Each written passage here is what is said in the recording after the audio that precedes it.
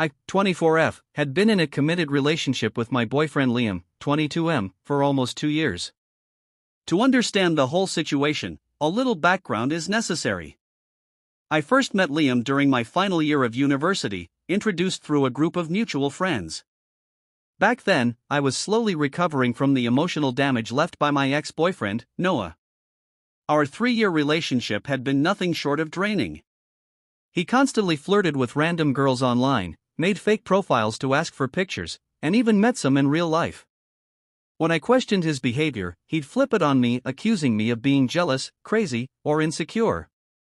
All guys do this, he'd say, as if that justified the betrayal. It wasn't until I walked in on him with another girl in our shared apartment that I finally ended it. After Noah, I spent a full year focusing on myself. I traveled a bit, picked up new hobbies, and tried to rebuild my trust in people. That's when Liam came into my life. He was everything Noah wasn't: attentive, patient, warm. He listened when I opened up about my past. He assured me that he wasn't that kind of person. He even handed over access to his social media accounts voluntarily, saying he had nothing to hide. Slowly, I allowed myself to believe him. For nearly 2 years, I thought I'd found someone trustworthy. We moved in together 6 months ago. Life felt good.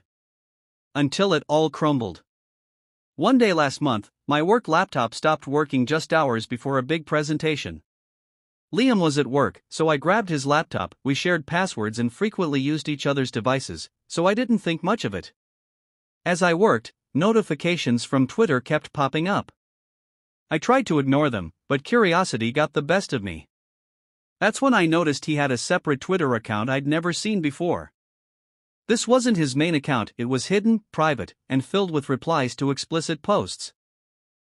He had been messaging multiple women, complimenting them, asking for intimate content, and even sending money via PayPal for more.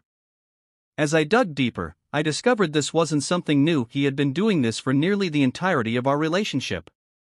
There were conversations where he referred to me as the nosy girlfriend who had trust issues.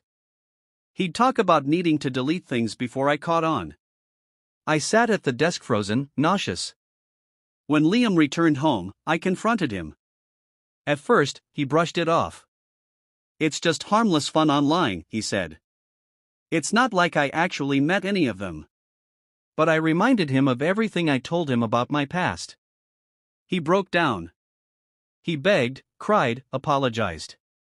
Promised he'd delete everything, swore he'd never hurt me again. I almost believed him, but there was a catch. 3 months earlier, I had already caught him with a secret Instagram account following similar content. He had promised then to delete it. Clearly, he just switched platforms instead.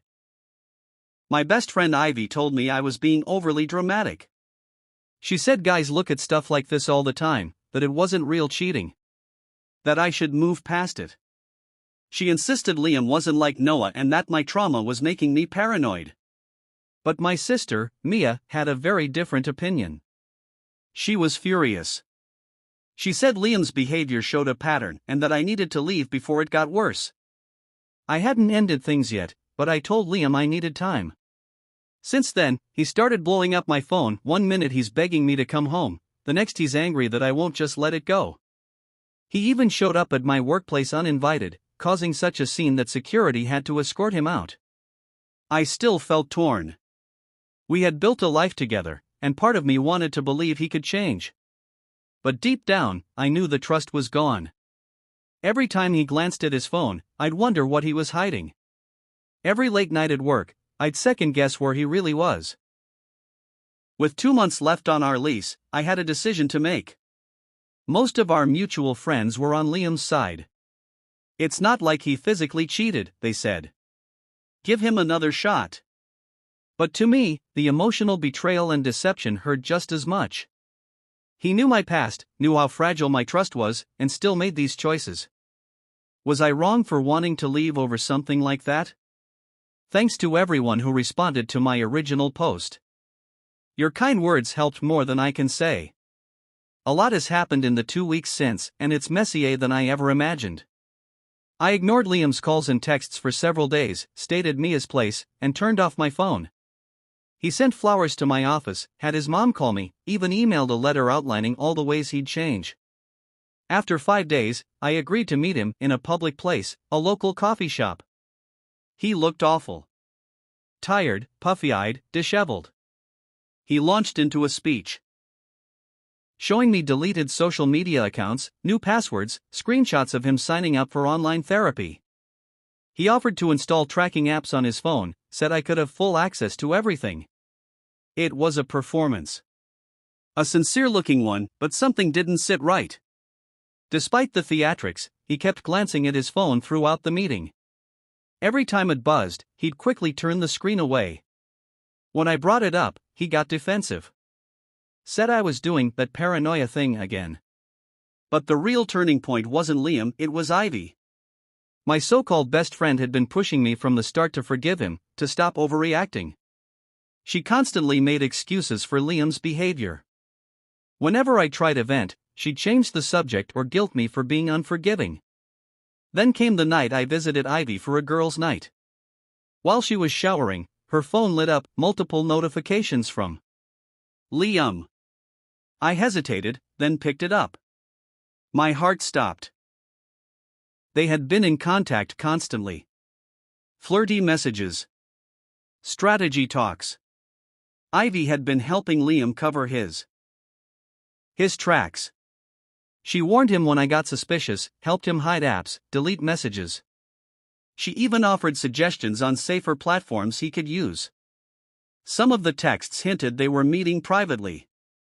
They even talked about me, mocked me, blamed me, said I was too damaged to handle reality. I felt sick. When Ivy came out and saw me with her phone, she didn't deny it. She claimed she was only helping him protect the relationship because I was so emotional. She truly believed that lying to me was a form of kindness. I left immediately. Blocked them both. But that wasn't the end. Within hours, mutual friends began messaging me. Liam said I was blowing things out of proportion.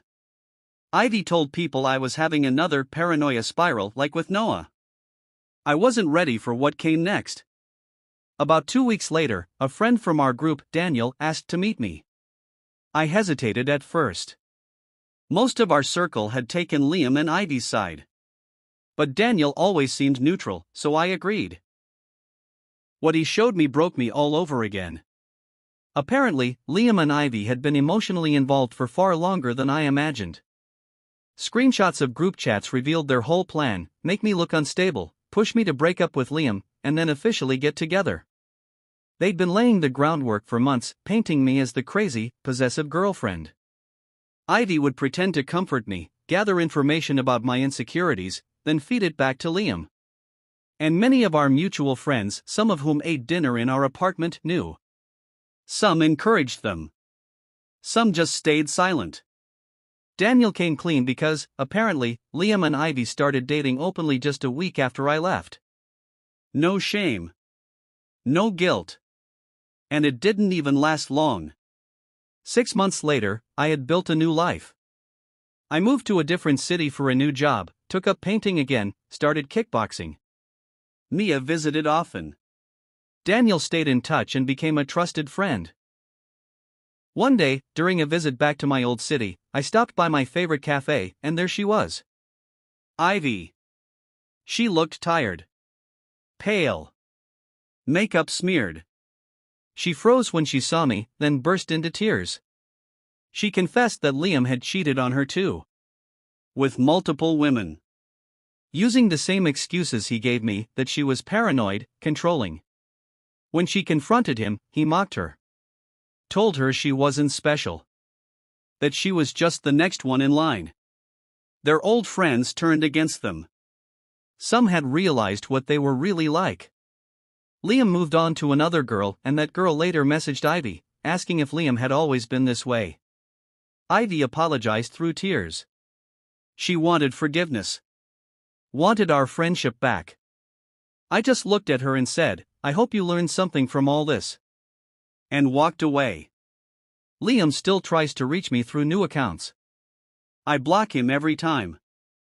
I'm with someone new now. Someone who respects me, listens, doesn't make me question my sanity. He knows the whole story and still treats me like I'm worth something.